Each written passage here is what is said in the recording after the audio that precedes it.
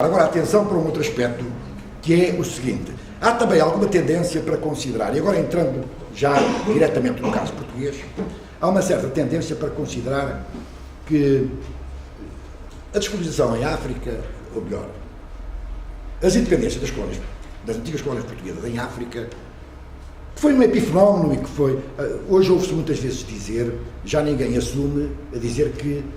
não se devia dar a independência. É claro que assumia-se em 1973, mas depois das coisas consolidadas, hoje já ninguém assume que o reconhecer as independências que foi uma inevitabilidade. Mas então acusa-se de que podia ter sido feito de outra maneira.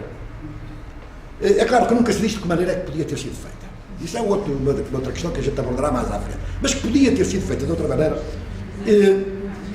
Ora, a verdade é que se nós fizermos uma análise histórica, e penso que estou perante pessoas muito bem situadas para o poder fazer, do que foram as três etapas do ciclo do Império, do Oriente, do Brasil e da África, nós vamos verificar que há determinadas constantes que, ao fim e ao cabo, o processo da descolonização africana não foi assim tão diferente,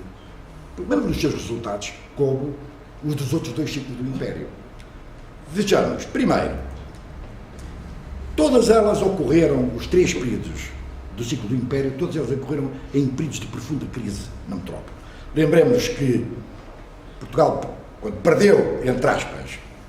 o Império do Oriente, ficando, evidentemente, com aqueles resíduos de Goa da Mão e Dio, Macau e Timor, mas que perdeu o grande Império de Afonso de Albuquerque, Francisco de Almeida, etc., foi em pleno domínio castelhano.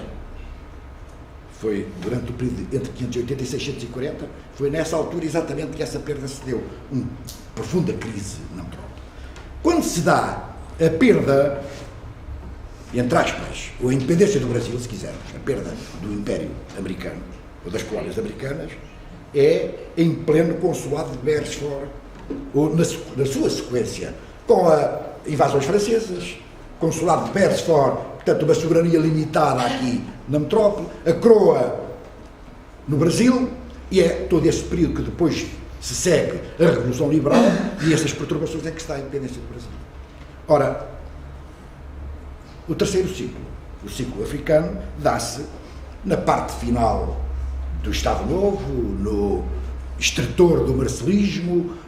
a guerra colonial com gravíssimos problemas, ruptura do 25 de Abril, processo revolucionário, uma crise profunda na metrópole. Portanto, aqui está um aspecto de continuidade dos três ciclos do Império. Em segundo aspecto, corresponderam cada um deles ao contexto internacional de cada época e ao quadro de valores em jogo nos respectivos espaços. Reparem que a perda do ciclo do Oriente é em pleno período imperial, em que, ao fim e ao cabo, há a ascensão da hegemonia britânica e holandesa, e é para eles que nós perdemos o Império do Oriente. Portanto, em que as potências marítimas, Portugal e Espanha, Portugal nessa altura condicionada à Espanha, perdem a sua hegemonia de potência marítima para a Grã-Bretanha e na altura, para a Inglaterra e para a Holanda. A Revolução, ou melhor, a independência do Brasil dá-se numa lógica, num contexto internacional e num quadro de valores que é o das revoluções burguesas da época, na sequência da Revolução dos Estados Unidos, a Revolução Francesa, em que as classes revolucionárias são as classes burguesas e em que as independências das colónias da América do Sul são fundamentalmente conquistadas pelas minorias brancas e crioulas, são a classe burguesa das respectivas colónias. Por outro lado, o ciclo africano dá-se num contexto em que o contexto internacional é o dos nacionalismos das antigas colónias, é o das independências ou das revoluções populares, se quisermos assim, e em que estão na base das reivindicações de movimentos de libertação para a conquista de independências dominadas pelas maiorias étnicas dos respectivos espaços. Terceiro aspecto. Todas se verificaram em períodos de isolamento externo de Portugal. Como já vimos em relação à primeira questão que eu coloquei, evidentemente que a perda do ciclo do Oriente, o isolamento externo de Portugal Portugal, na altura, nem era um Estado, era um Estado de soberania limitada, na medida em que, evidentemente, o problema da subordinação de Portugal a Castela, como sabemos,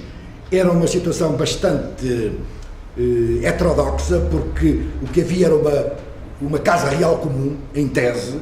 Havia uma casa real comum, mas Portugal mantinha a sua independência, mas como sabemos, na parte final do domínio castelhano, a coisa já não era bem assim e havia uma dependência de Portugal em relação à Espanha. Portanto, na realidade,